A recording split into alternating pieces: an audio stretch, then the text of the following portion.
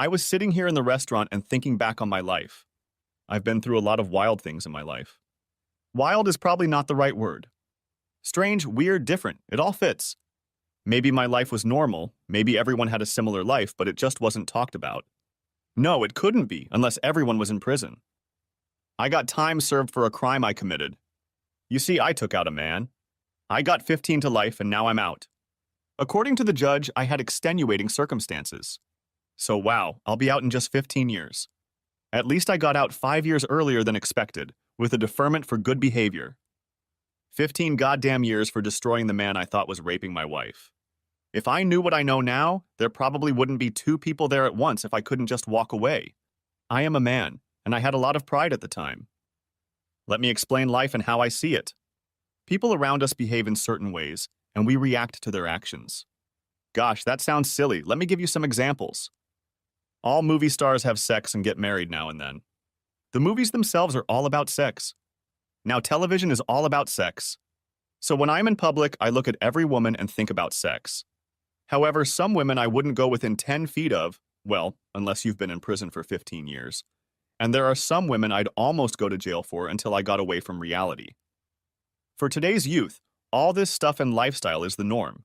But for us, slightly older people, especially those who have been out of the workforce for a while, it's sexy as hell and very embarrassing. I don't even know where to begin my story. I have enough information in my head to write a book. I will start, I think, with the story of my once beautiful marriage, which ended in divorce when I went to prison. Rita had been my wife for almost 10 years. I had just graduated from college and was a regular guy looking for a job. I showed up at one firm, and while I was waiting for an interview, I kept glancing at the receptionist. Damn, what a cute girl woman! At 22, I looked at women the way a younger guy would. They were girls, broads, chicks, or women. All of those words were interchangeable to me. I kept smiling at the receptionist, who turned out to be Rita. We struck up a conversation, and eventually I asked her out on a date. I got the date, but not the job. I found a job selling hardware. It was a well-paying job. I got both a salary and sales bonuses. Life was going pretty well for me, fresh out of college. A girlfriend and a good job. I was on my way to a successful career in life. Just a few months later, I proposed to Rita, and we married the mayor of our town. I couldn't have been happier. We bought a nice house and started a family. A year later, we had a son, and 2 more years later, a daughter. As far as I knew, life was good. We had problems, but we also had good times. Our life went on just like all of your neighbors. We took care of the kids, took them on vacations, and had the usual neighborhood barbecues. I never suspected that my wife was anything but faithful and loving to me. I know I was faithful to her. I had many chances for affairs as I traveled a lot, but I did my best to be a loving husband and stay on track. I must admit it was hard at times, but I kept my pride and always put my family first. We decided to build a pool for the kids. Well, actually it was for all of us. That's what I'm trying to say. I never expected this development. I thought we had a loving marriage, a good relationship. I must have been walking around in the Neverland with my eyes closed. Rita seemed like a good wife and mother to me. We had problems and arguments, of course, just like any other married couple we knew. Even 15 years later, I still can't get over it. Where the hell did I go wrong? We installed a pool and enjoyed it. The children, who were 7 and 9 years old at the time, were in the pool all the time.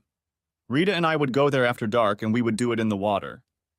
After the first couple of times, Rita decided she needed to put up a fence so the neighbors wouldn't see us while we were in the pool. I started putting up the fence the next day, installing the fence posts. I knew it would take a week to install on my own, so I left all the tools I would need, like a wheelbarrow and shovels. The only tools I put down were hand and power tools in case it rained. I had to go out of town for a couple days and told Rita that I would finish the fence when I got back. As usual, she got mad at me, saying that I never stay at home like other husbands. I explained to her for the 100th time that I was a salesman and had to travel. It was my job. She yelled at me and told me that I should be at home like other husbands, stay at home and protect my family. She was always saying things like that to piss me off. I told her that if anyone tried to attack her, we had a gun in the nightstand next to the bed. What was a guy to do? A lot of men traveled. Did their wives always complain? Maybe I should get a job where I don't have to travel. I'll talk to her about it after this trip. The money will be a lot less, but at least I'll be home. That might satisfy her. In the morning, I kissed her goodbye and told her I would try to be home in 2 days. I told her to take care of herself and to call. She told me not to worry, she might not be home. Again, she played the woe is me game. And I left on my journey. The first night I was to stay only 40 miles from home. I usually stayed in a motel to get a quick start on the next day. After our fight, I decided to surprise her by going home and making the extra drive the next morning. By the time I got home, it was getting dark and I pulled up in front of the house. There was a strange car parked across the street. Being a salesman, I always notice things like that. The lights in the house were off except for the lamp in the living room. I turned the knob, but the storm door was locked, so I went to the back door by the pool. I heard Rita screaming and rushed to the back porch. There, Rita was being raped by a stranger. I heard her screams, but I didn't listen to what she was saying. I grabbed a shovel, ran out to the pool deck, and hit the rapist as hard as I could with the shovel on the back of his head and neck. I must have hit him 3 times, but I don't know exactly. He rolled off Rita onto his back, and there was blood everywhere. Rita started screaming again. "What did you do? What the hell did you do?" I think she was in shock as I ran into the house and called 911. Rita was screaming and crying at the same time until the paramedics and police arrived. There were 2 ambulances there. One took the rapist and the other took Rita. The police officers told me that they would have to handcuff me, take me to the station, and interrogate me. I said I understood, but I needed to know where my children were. The officer said he asked my wife if anyone else was there, and she said our kids were spending the night at her sister's house. They were planning on being there. I thought, thank goodness they weren't home. God knows what might have happened if they had been there. Rita's sister Thelma was a real beauty. She was 2 years younger than Rita and was always going out on dates. She was stocky with a pretty face. When she was around me, she was always flirting. I could have fallen in love with her very easily. Now looking back, I think I picked the wrong sister. Funny how a nice girl like Thelma never married, at least not in the 10 years I knew her. When we got to the station, the officers took me into a room and started asking me questions. I told them to tell them everything I knew, and then I would answer any other questions they might have. I started by telling them how Rita and I had a fight, and I decided to surprise her and go home. When I saw the man raping her, my adrenaline just went into overdrive. I grabbed a shovel and started hitting him with it. The whole time I was telling them that Rita was screaming.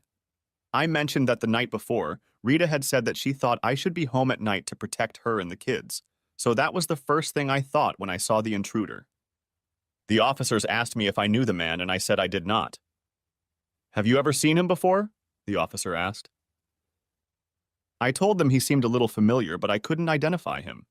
That's when I got the shocking news. I had been arrested for second-degree murder. I couldn't believe it. I told the officer it was impossible. I came home and found a man raping my wife, and I stopped the assault and was arrested. "We just got back from talking to your wife, and we took her statement. She wasn't raped, it was her boyfriend, and they had sex," the officer said. "God, no, that can't be true. Rita is my loving wife. We have 2 children together. She hasn't had an affair," I cried. The officer looked at me and said, "Boy, I'm really sorry for you, but you killed a man tonight. You took the law into your own hands, and now you will have to stand trial for his death." I stopped talking. My mind stopped working. I had no idea what was going to happen next. The officers handcuffed me and took me to a cell, and then removed the handcuffs. The next morning, I was taken to court for arraignment and bail. I was ordered to pay $1 million and was charged with second-degree murder. That meant I would have to find $100,000 to get out on bail. The only way was to cash out our savings and maybe take out a second mortgage. I called the house and got only an answering machine. I was never bailed out. Rita never returned my calls and never spoke to me alone again at all. The next time I saw her was in court when she literally testified against me. They say a wife shouldn't testify against her husband, but Rita volunteered. The Alan I killed was her boyfriend. It looked like she was going to ask me for a divorce and marry Alan. I couldn't prove I didn't know Alan. How do you prove you don't know someone? Alan has been working with Rita for the past few months. He was divorced and started pursuing Rita. Apparently, she fell in love with him and was going to marry him. They'd been together for the last few months. The prosecution made a case against me for revenge, saying that I knew about the affair and wanted to get even, and I found my chance. I had no defense, especially since my wife was acting as a witness for the prosecution. I was doomed. Rita must have really hated me for killing Alan. She wouldn't even let me see my kids. The only person who came to see me was my brother. Ray was the one who told me everything he'd learned about Rita and the kids.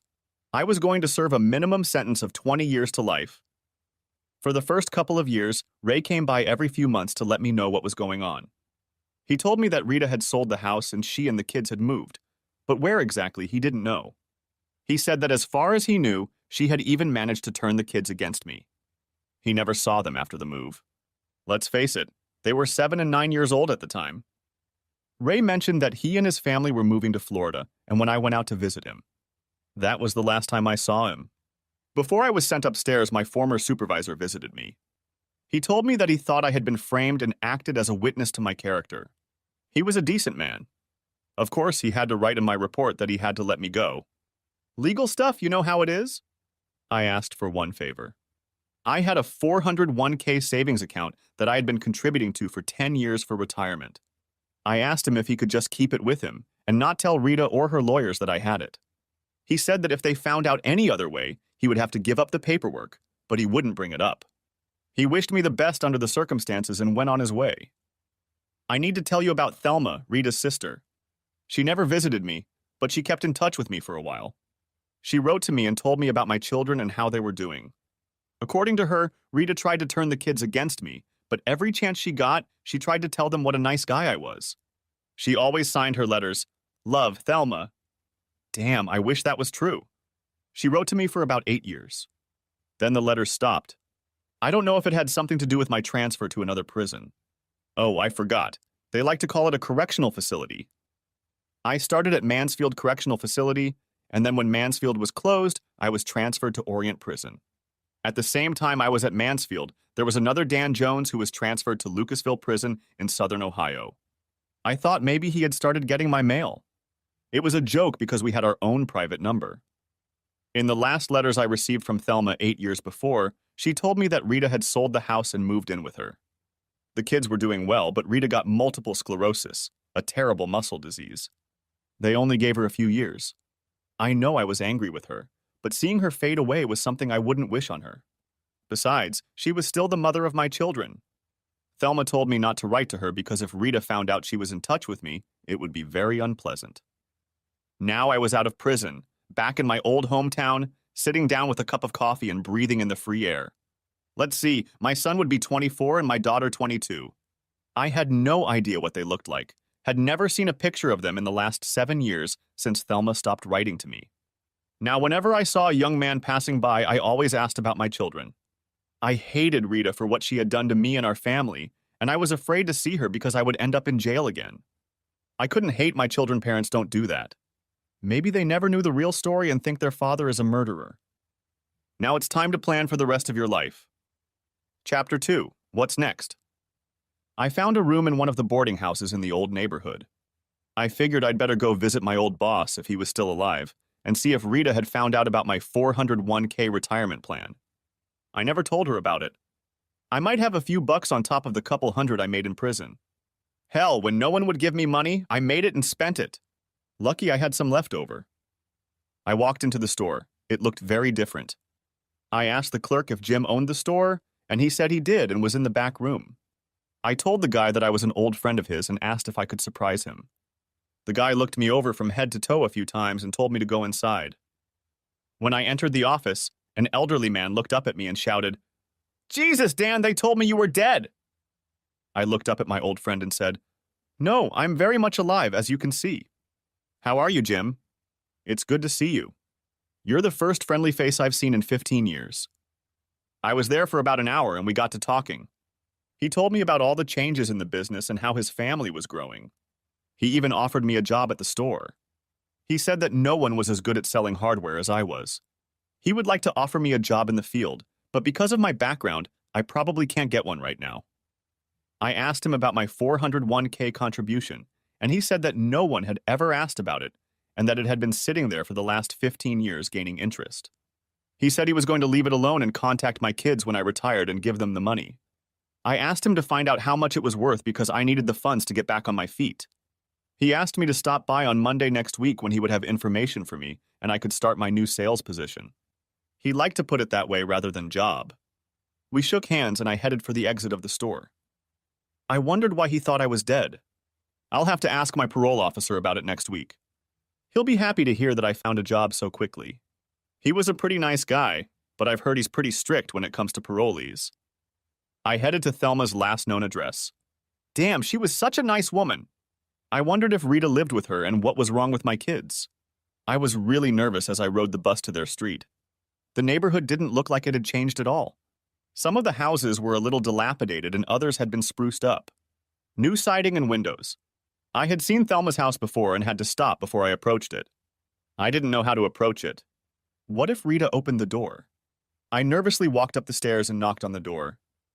A woman's voice came from inside the house. Wait, I'll be right there. It sounded like Thelma. I had my back turned to the door and was looking outside when I heard a voice behind me say, "Can I help you?" Through the door. I turned around and saw Thelma looking at me. Oh my God, Danny, is that really you? Oh my God. She opened the door. She came out and hugged me. She started crying. Other than the fact that she had aged a little, she looked as good as ever. I know I shouldn't say this, but those big soft breasts pressing against me started to turn me on a little. Oh my God, Danny, they said you were killed in prison. God, I'm so happy to see you, she continued to hug me. Come in, Danny, please come in. She seemed to calm down a little. Before I went in, I asked her about Rita. I didn't want to go in if she was there. Danny, Rita died 2 years ago from multiple sclerosis. Please come in and we can talk about everything. I was saddened when I heard this. Even though I hated her actions, she was my wife for 10 years and the mother of my children. My children, what about them? I had many questions as I entered Thelma's house. As soon as I entered the living room, Thelma turned and hugged me again. She laid her head on my chest and cried. For the next few moments, I just hugged her.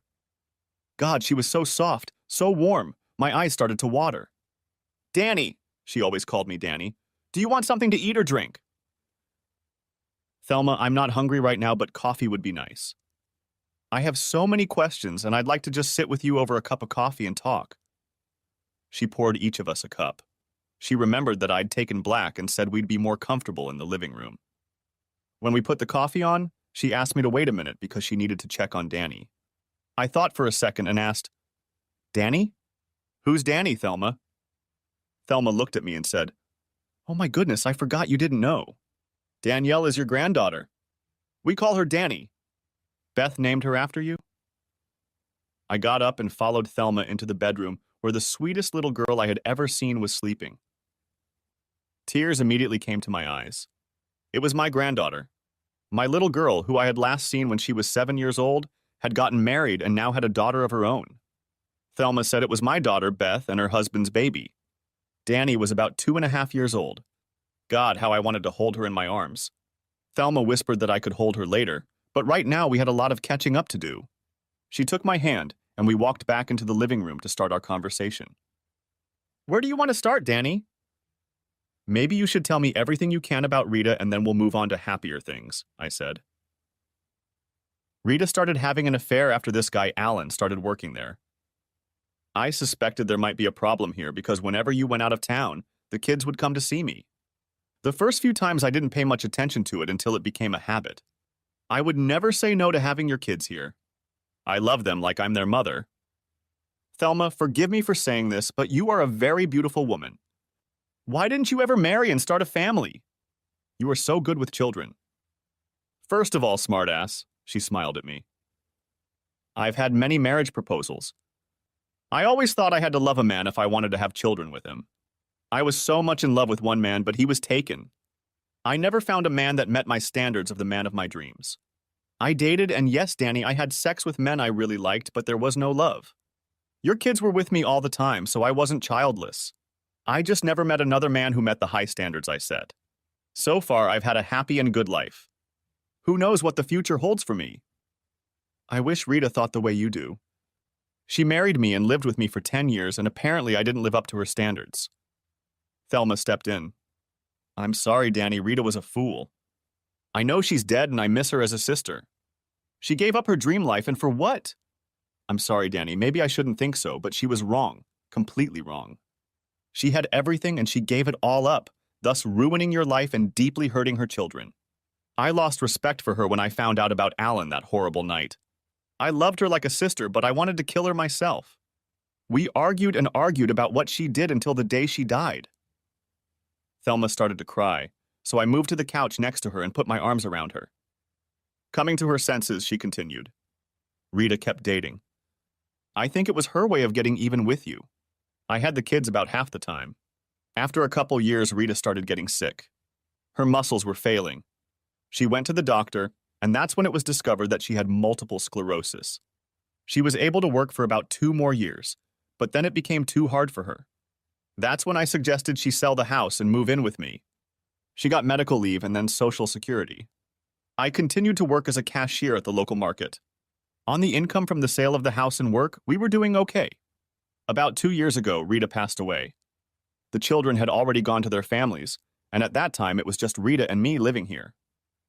What a wonderful sister you are. You shelter your sister and her 2 children and take care of them. But what about your life, Thelma? You brought all these problems into your life and you took care of others. It was family, Danny. I did it for the family. Hell, my life isn't over yet. I'm only in my early 40s, and if you'll excuse me, I still look damn good. She smiled again. I don't know a prettier sight unless it's that little girl in the other room, I replied. What about my children, Thelma? What can you tell me about them? They're wonderful, Danny. At first, Rita tried to turn them against you, but they spent so much time here and kept asking questions about you. And when they got older, I told them the truth. Their mom was having an affair and you thought she was being attacked and tried to protect her. They broke down and cried. They love you, Danny, or should I say loved you. They think you're dead too. What happened, Danny? How come you showed up dead? Tell me exactly what you did. Maybe we can work it out. Well, I wrote to you in Mansfield, and then one day your letter came back and said you weren't there anymore. After a lot of phone calls, we, meaning the kids and I, found out that you had been transferred to Lucasville. Wait, Thelma, I've never been to Lucasville. I've been transferred to the Orient facility. Keep doing what you did. We called Lucasville and asked for your number. We didn't have it. We didn't know if it matched your old one or not, so the guy told us to give us your name. We told him Dan Jones and that Mansfield had transferred you there. He said he would check it out and call us back. He called back the next day and said, I am sorry to inform you that Dan Jones, who was transferred from Mansfield, was killed last week during a prisoner uprising. He expressed regret, but the body had been cremated, and he could send us all the records if we wanted them. We told him there was no need and hung up. The kids and I cried. Later, we told Rita about it, but she was speechless at that moment. So that's what happened. The other Dan Jones was transferred to Lucasville and died, and I went east. I missed you very much, not getting your letters. It was the only thing that kept me together for 8 years. The pictures of the kids and the wonderful stories you always told me. If I didn't know any better, I would have thought you were in love with me. I looked at Thelma, and I thought she was going to say something back, but she didn't. Well, anyway, Danny, let me tell you a little about your family. I'll start by saying that Beth and Ed or Eddie were high school sweethearts. They've been dating since 10th grade. Ed's a good man, Danny. He reminds me a lot of you. He's a hard worker, always puts family first, and loves his wife very much. I closed my eyes for a second when Thelma said that. I had once really loved Rita, but not now. Thelma continued.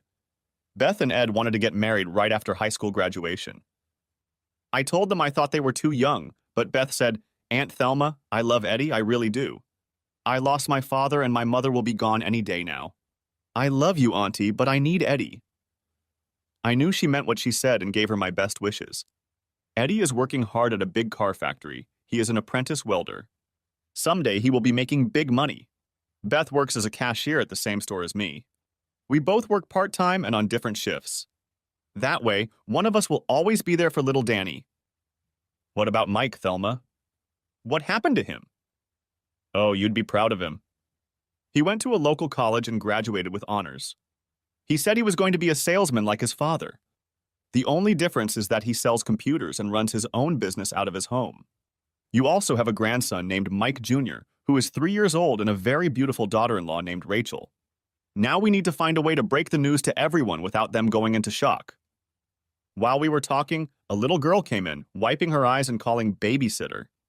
God, what a beautiful baby. She came over and Thelma took her in her arms.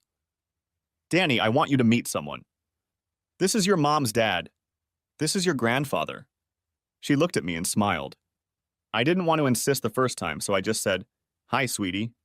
It's really nice to meet you, and kissed her hand. I decided it was time for me to leave. I got up, and Thelma said she would call the kids tonight and tell them I had stopped by. We would make arrangements for me to meet everyone at the same time, so there would be no problem with who saw me first. I gave Thelma the phone number where I was staying. There was a payphone in the hallway for the tenants to use. I gotta go shopping and buy a few things. I had to wait until Monday to find out how much money I would have. I hopped on the bus and got off at the store to buy some groceries. I had a small built-in kitchen and one large room with a bed and a couch. I didn't have a TV, but I didn't watch it. By the time a good program was on, our lights were always out. As I was walking back to my apartment, I passed the phone and it rang. I looked around and didn't see anyone, so I answered it. Hi, I said. Is Mr. Dan Jones there, please? From the voice, it was a young woman. It's Dan. How can I help you? Daddy, you're alive! This is your daughter, Beth. I'm at Aunt Thelma's and she told me you were here. She cried. Daddy, I miss you and I love you. Can you come to Aunt Thelma's tomorrow? I already called Mike and he'll be there too. Gosh, Beth, I love you too, honey. I met the sweetest little girl today. She's beautiful, just like her mommy. She was still crying. Yes, honey, I'll come over. It's been so long since I've seen you. Take care. I love you, Daddy. I love you too, Beth, and always have. Then I hung up the phone. I went into my room and started crying, only they were tears of joy. I couldn't sleep. I was nervous. I got up and went out for a walk. I needed something to do. I was going to see my family for the first time in 15 years. I had 2 grandchildren, a daughter-in-law and a son-in-law. And then there was Thelma. What was not to love about Thelma? Beautiful, happy, loving, caring, took care of her sick sister and raised my children, and now helped my grandchildren and me. She was 1 in a million, and I married her sister. The next morning, the phone rang in the hall. I answered it, and it was Thelma. She said she hadn't thought about the fact that I didn't have a car, and she would pick me up around 3:45. It was Friday, and everyone decided it would be fun since no one had to work the next day. Thelma got here just in time. I had already gone outside and bought a new shirt and pants. Then I looked at my shoes and picked out a new pair. I felt like I was going to a job interview that I really didn't want to fail. Thelma honked her horn even though I was sitting on the porch swing waiting for her. I knew she was doing it on purpose. I smiled at her as I walked to the car. When she stopped in front of the house, I was nervous. I was almost afraid to get out of the car. I hadn't seen my children in 15 years, and now they were adults. I got out of the car, and a young woman came running down the stairs screaming, Daddy, Daddy! Beth wrapped her arms around me and cried, I missed you so much, Daddy, and then we thought you were dead. I clung to her, hugged her, and cried with her. By then, everyone was on the porch. My son Mike came down and gave me a hug too. Hi, Daddy, it's so good to see you. I hugged him, and then we all went into the house where the introductions took place.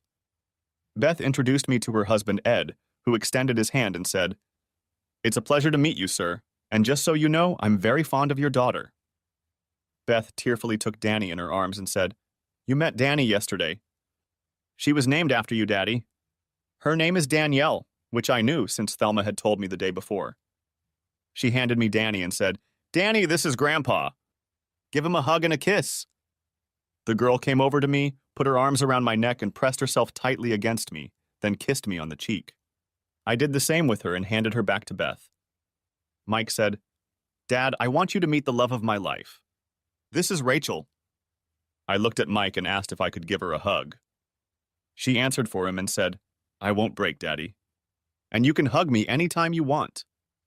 She called me Daddy as I wrapped my arms around her and hugged her tightly. I looked down and a little boy looked up at me and said, Hi, Daddy. My name is Mikey. I'm 3 years old, but I'll be 4 next month. I picked him up, gave him a hug, and said, It's really nice to meet you, Mikey.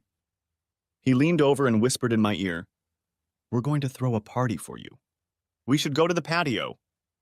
I whispered back, okay, Mikey, you drive. We all went out on the patio, and there was a big poster hanging there that said, Welcome Home, Dad, signed by everyone. I knew Mike must have taken the time to make it on his computer. I sat down in my chair and cried. There was nothing I could do. All these years I had no one. My family was here, and I couldn't be happier at this moment. Everything was great. We talked about old times. We laughed and cried together. We even talked a little about Rita. I knew the kids loved their mom to the end, but hated what she had done to me. Thelma asked Mike and Ed to take the boxes and bags of my stuff upstairs. She told them where to find things in the basement. They brought some boxes and 2 bags of trash. Thelma said it was stuff left over from the kids, old books, some bowling trophies. They took out different objects and I told them stories about them. After they listened to the stories, they would ask if they could keep some of the items. I think these items became more meaningful when you learned why I kept them and where they came from. The trash bags were filled with my old clothes. I asked Thelma where all my clothes had gone. I knew I had a lot more than 2 bags of clothes.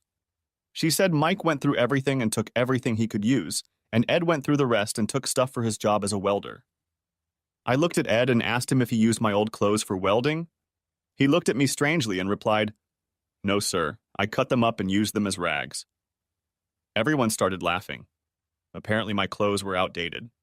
I reached into my bag and pulled out a silk Hawaiian shirt, blue with yellow flowers on it.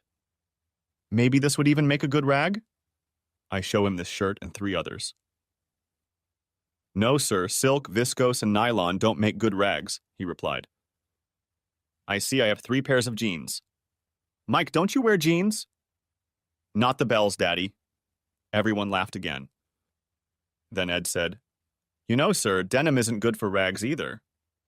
The other bag contained underwear, both boxers and briefs. Mike, don't you wear underwear? Yeah, I know, Dad, but a man doesn't wear someone else's used underwear. There's just no such thing. Everyone was laughing.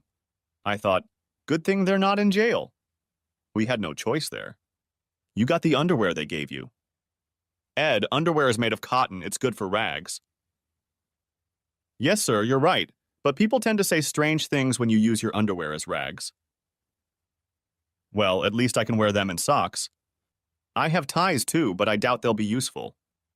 We were all getting ready to eat when Mike asked me if he could talk to me alone for a few minutes. I told him sure. I had no idea what he wanted to say that he couldn't say in front of everyone. When we entered the house, he looked at me very seriously and said, Daddy, do you know that Aunt Thelma is in love with you? I was half shocked. What? Mike, what gave you that idea? She told us all that, Daddy. We asked her why she never got married, and she said that the man she truly loved was already gone. We were mature teenagers at the time, and we weren't afraid to ask her anything. She was always honest with us. Beth asked her who was the man she loved so much, and she said it was you, Daddy. You were the man she loved. We all thought you were murdered, and I guess she figured telling us the truth after you were dead wouldn't hurt anyone. Dad, I just thought you should know. Other than my wife, Rachel, she's the nicest woman I know. Thanks, Mike. I really appreciate you telling me. So know that I would never do anything to hurt her. You're right, she's a very special woman. We went back outside and joined the party. I kept looking at Thelma, and she kept looking at me. Mike had told me pretty much the same thing Thelma had told me yesterday. I knew I had to do something about it, but what? I had been in jail for less than a week, and I had nothing to offer. Everyone was getting ready to leave. Mike asked if I needed a ride home, but Thelma said she'd drive me herself. We said goodbye, and I helped Thelma clean up what was left of the mess, which wasn't much. Everyone did their part in cleaning up before we left. Chapter 3. Sex for the First Time. When everyone left, I asked Thelma if she could sit with me on the couch for a minute. I had a couple of questions that needed answering. Of course she agreed, and I took her hand and we sat down on the couch. Thelma, you told me yesterday that you never got married because the man you loved was unavailable. Who was that man? The kids told you, didn't they? I thought you were dead and I needed to tell someone. I've been holding it in for so long, I'm sorry, Danny. I'm sorry for what? I want to know if it's true. Did you love me? She took both my hands in hers and said, Yes, Danny, I loved you. And for the record, she squeezed my hands, I still do and always will. There were tears in her eyes. I didn't know what to say. I couldn't just say I love you too, because everything was so new to me at that moment, I wasn't sure. I wanted to be honest with Thelma. I knew I had to say something since she answered my question. Thelma, I don't know what to say. I've always had strong feelings for you, but since you were my sister-in-law and I was a married man, I never pursued them. To say that I like you very much would be an understatement. Other than my children, you are the only other person in my life. Would I want to stalk you or make love to you? Of course I would. I'm confused, but I'm not an idiot. However, even so, I'm afraid of hurting you. I have nothing to offer you, and you deserve so much better than an ex-con like me.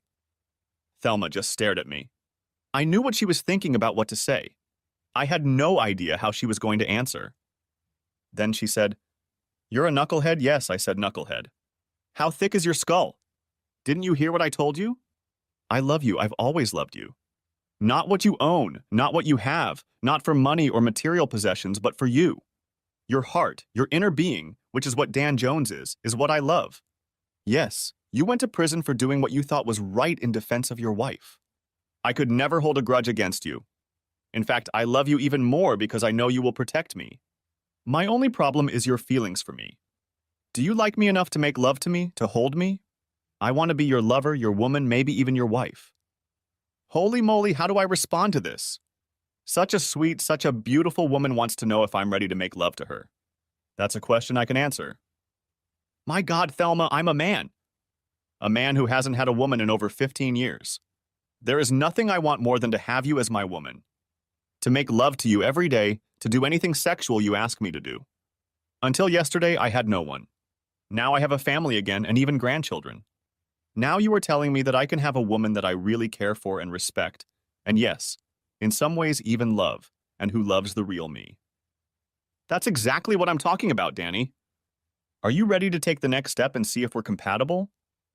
And she tested me right there on the couch. Damn, that was so good. When I got up from the couch, she told me that I would have to scrub the stains off the couch the next day. I smiled at her, said, "Yes, ma'am," and headed for the shower. She walked into the bathroom with clean towels. I asked her if she was going to take me back to the apartment after my shower, and she said, "You're not going anywhere today, big boy. You made me a promise some time ago, and I intend to make you keep it." I had every intention of keeping it, but I wanted to hear it from her. As I stepped out of the shower, I realized I had nothing to wear. She handed me some underwear she'd pulled out of my old clothes and a pair of pajama pants. She showered and put on a negligee and a light robe. She looked amazing with wet hair. The next morning I woke up and she was still asleep. I put on my underwear and pajamas and went to the kitchen to make coffee. I couldn't help but think about Thelma. In just a few days, my whole life had changed for the better because of her. I had to ask myself, do I truly love her, or do I want her because it's been so long since I've been with a woman? Do I love her for all that she has done for me and my family? Of course, the answer was yes. No other person had ever done so much for me. That meant she loved me, but what about me loving her? I wanted to be with her, to do things with her. I wanted to do things for her. I wanted her to be an important part of my life. I wanted to go back to the room and make love to her again. When I put all those wants together, I got love her and need her. My decision had been made. I didn't care that it had only been a few days. I'd spent 15 goddamn years alone and I didn't want to be alone anymore. I went back to the bedroom, took off my clothes, and was going to make love to her again. She told me that she liked being woken up this way, with gentle touches, kisses, and light massaging of her body. I laughed when she told me that and then said, "Danny, let me go to the bathroom before we make love again. If you don't, my bladder won't hold it." When we got up, the coffee was already brewed, so we sat down at the table and talked for a few minutes. She cast a glance at the couch and said, "It looks like we've worn out my couch. Don't forget your promise to clean it before the kids come and see it." I went over to her closet looking for a brush and cleaner. Then I went and got busy cleaning the couch, while Thelma laughed at me the whole time.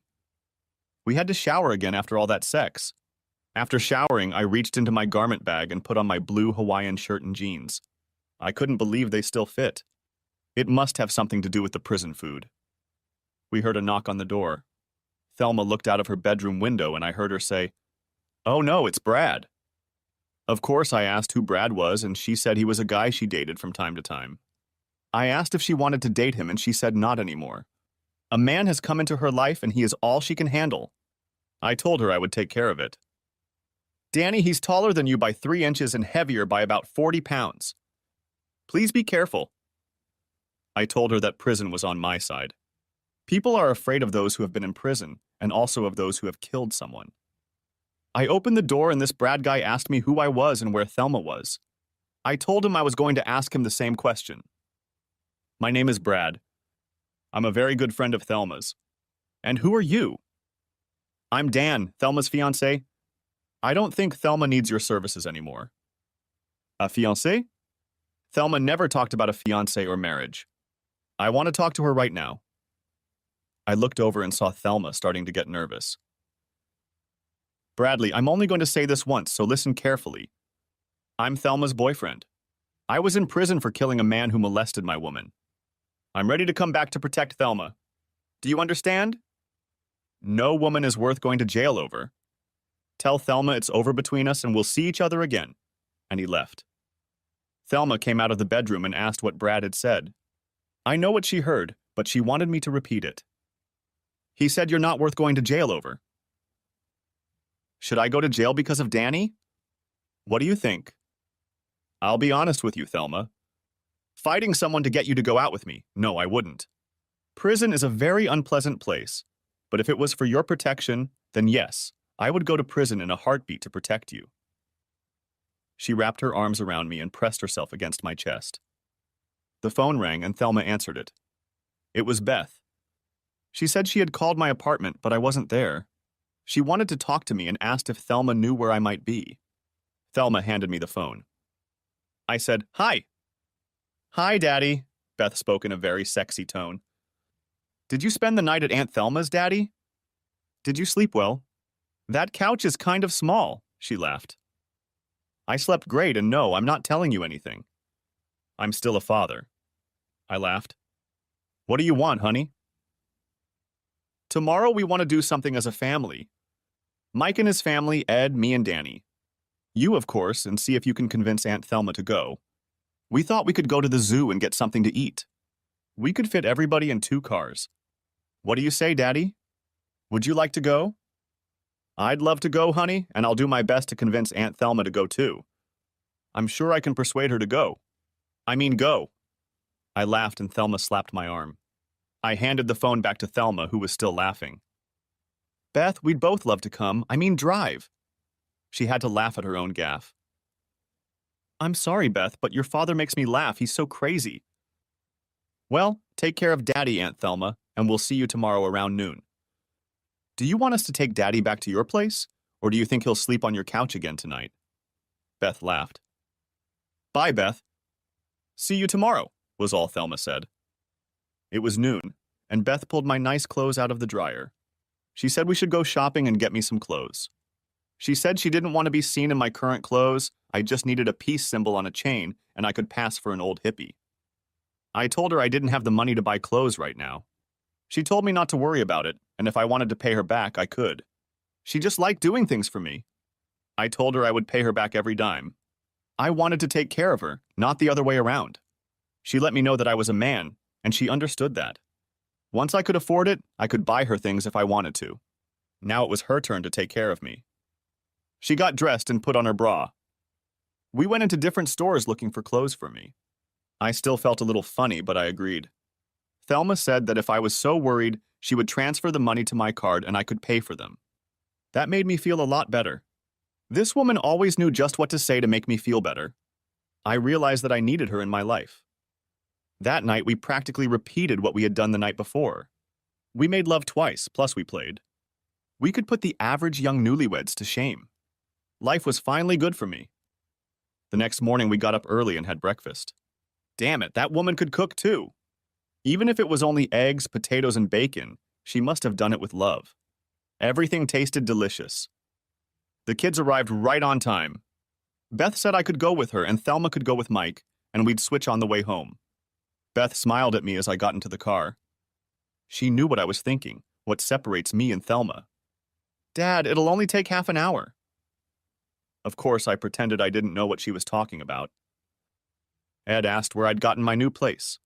He welcomed me to the 21st century. I talked to them about various things, but spent most of my time talking to Danny, who sat in her car seat next to me. I loved this little girl, my granddaughter, whom I had only known for a couple days. I told her that I would be taking her and Mikey for rides in the stroller at the zoo. I wanted to be around my grandchildren. I still couldn't believe it. My grandchildren. I bought a double stroller and pushed my kids around. I didn't let anyone else do my work. Every time we came to an animal to feed, I went over and bought some food, peanuts, and stuff for the kids to feed them. Most of the food didn't make it to the animals, but the kids had fun with Grandpa. That's all I cared about. We went into an animal farm and I kept giving the kids food for the animals. They wanted to make sure each of the animals got something. Beth and Mike had cameras and they were taking pictures like crazy. I looked up at the cameras and I think everyone saw the happiness on my face. At that moment, I was probably the happiest person on earth. Life was good, especially with my family around. I rode back with Mike and Rachel. They really were a wonderful couple. I was very proud of him and told him so. We were having a nice conversation and Mike asked me a question. "Do you have any good advice for me, Dad?" I thought for a moment and then I told him, "Mike, always put your wife and child first in your life before your job, money, or anyone else. But most of all, love them like there's no tomorrow. That's the best advice I can give you, son." I got a little emotional until Mikey started talking about the zoo. I promised him that we would go there again soon. Mike said, "How's your back, Dad?" He smiled, and so did Rachel. "Okay, Mike." "Why do you ask?" "When I slept on Aunt Thelma's couch, my back really hurt. I was just wondering if your back hurts. The beds in prison are pretty uncomfortable. I guess I'm used to them." I smiled, and so did Mike and Rachel. "We love you, Daddy, and hope the best for you," Mike said. We stopped at McDonald's to eat and let the kids play. I told Mike that I didn't mind. Even their food was better than what I was used to. After eating, we headed home. Back at Thelma's, we kissed everyone goodbye and said we'd see them sometime during the week. Chapter 4. Starting Over. Thelma and I went back to the house and we were a little tired. Lots of sex, little sleep, and then we'd been walking around the zoo all day. I told Thelma that I should probably go back to my apartment because I had to go find out about my job the next day, and besides, we could both use some rest. "Do you really have to go, Danny? Can't you get dressed here in the morning and take the bus from here?" "I don't want to say goodbye to you, Danny. If you don't want to make love tonight, that's okay. We can still cuddle." "Thelma, that's exactly my problem. You won't get any sleep and you'll go to work tired and worn out. If I sleep with you tonight, there's no way I'm going to be able to keep my hands off you. I want to make love to you, and as tired as I am, I could make love to you right now." "Then let's do it, Danny. It's 7 o'clock, and if we start right now, we can go to bed and be ready for sleep by nightfall." "You see, Danny, I want you as much as you want me now." We locked the doors, turned off the lights, and went to bed. Thelma was right. By 10 o'clock, we were both sound asleep until the alarm clock rang in the morning. I got up first, showered, and put on my new clothes. Thelma was already up and in the shower by then. When she came out to dry herself, I walked in, kissed her, and pulled her to me. I told her to have a good day at work and to see her later. I walked to the bus stop and headed to the hardware store. Jim greeted me and invited me into his office. He told me that he had all sorts of information for me. For starters, I could get one of two jobs. I could work as a roadside salesman with great pay and incentives. The bail bond company saw no problem, as my jail time had nothing to do with money. In no time at all, I could get back on my feet. The second option was to work at the store. My pay would be about $9 an hour. That would be less than half of what I would make in sales. He encouraged me to sell large appliances, which helped a little. "Now about your 401, it has over $140,000 accumulated in it," Jim said. "My God, Jim, I had no idea it would be worth so much. How did this happen?" "According to the account administrator, your investment has been split several times and you've left it to accumulate and earn interest. The minus is that if you take any of the money out, it will be taxed as well as a 10% penalty. You can get your money back in a few days. If you want to talk to him, here's his name and phone number. He is right down the street at the bank. As for the jobs, I need to know which one you will accept." We filled out the paperwork for the job. I also filled out the surety papers because Jim told me that if I was going to work with money, I needed to be a surety. So either way, I had to fill out the paperwork. I had mentioned before that I wanted to meet with a bank teller and see what my options were. I needed transportation and I had to get my driver's license. On Tuesday, I was supposed to meet with my parole officer and tell him about my life. Jim and I have decided that I can start work next Monday. That way, I would have time to get my driver's license and be able to make deliveries. I asked Jim if I could borrow his car or truck if I needed to take the test. He didn't mind and told me to just stop by when I needed it. He would even drive me there if I needed it. I didn't realize what a good friend and boss he was. He didn't turn his back on me like so many others. He was a man I respected, and I knew I would work hard for him. Apparently, he believed that too. In the evening, I took the bus back to Thelma's house. I knocked on the door and she opened it. "What are you knocking for, you old geezer?" "Come on in. How was your day?" "I want to hear all about it." "Tell me about your day first." "I want to hear about your day too." "Tell me everything," I replied. "Okay, I'll go first. Everyone at work said they had never seen me so happy. They all wanted to know what had happened in the last few days to make me look and act as young and radiant as I did now. I told them that an old friend was back in town and I had spent some time with him. They said I should marry him if he could make me feel and look so good. "Okay, now it's your turn." "Let's see. Where do I start?" "I got a job today. I'll start next Monday." I explained her two options. A big paycheck and traveling sales or $9 an hour, and working at a local store from 9 in the morning to 5 at night. "Which one did you take, Danny?" she asked. "First, I'll tell you about how my day went, and then I'll tell you about myself. I didn't tell anyone, but I had a 401k that I never cashed out. The problem was that any money I took out of it would be subject to a penalty. I'll tell you more about that in a few minutes." "What are you doing to me, Danny? Making me wait for the story to continue?" "It all ties together. Just bear with me. I got my driver's license today, too. Jim let me use the company truck to take the test. Would you believe it? I got my license with probation. Oh boy. A 45-year-old man with a suspended license. Now I need a car. When I finish our conversation, you and I will find me a little truck." "Where did you get the money for this, Danny?" "You didn't cash in your entire pension, did you?" "Okay, Thelma, let me explain. A few days ago, I had nothing but a few $100s. So all the money I have now is money that came out of the blue. I want to help my family, my children. I want to help you if I can. I need an automobile to get around. I don't like taking the bus." Thelma waited for the others. "Come on, Danny. What did you do? Stop stressing yourself out already." I smiled. "I took $10,000 for each of my children. You have to realize that I haven't done anything for them in a long time. It's not a huge amount, but I'm sure they can both use it, and maybe Beth can stay home more with Danny if she wants to. I know Mike can use it for business or personal use. It will be up to him." I looked at Thelma, who had tears in her eyes. She knew I had to do it. Pride means a lot to a man. I wanted to give some of mine back. I continued. "I took another $20,000 and opened a savings account in my name and yours. You must sign this card and return it to the bank. I want about $9,000 to buy myself a small truck to get around. The rest of the money is for anything you think we might need." So I had over $140,000 in my account. I had the rest for retirement. I can get it after I turn 59 and a half, no penalty. "What about the job, Danny? Which one did you take and what does it have to do with the savings account?" "I was going to apply for emergency funding and hope I could avoid a fine. Right now, the odds of me getting it are 50-50. I could save money on the taxable portion if I got married. My taxes would be cut by more than half." Thelma looked at me strangely. "Okay, let me get this straight. I want to make sure I understand everything. We've been making love for 3 days straight, and I think you're asking me to marry you to save on taxes. Right?" "Yes, that's right. Thelma, I've realized that I really do love you. Not just for the sex, which is wonderful, but for the inner person that Thelma is.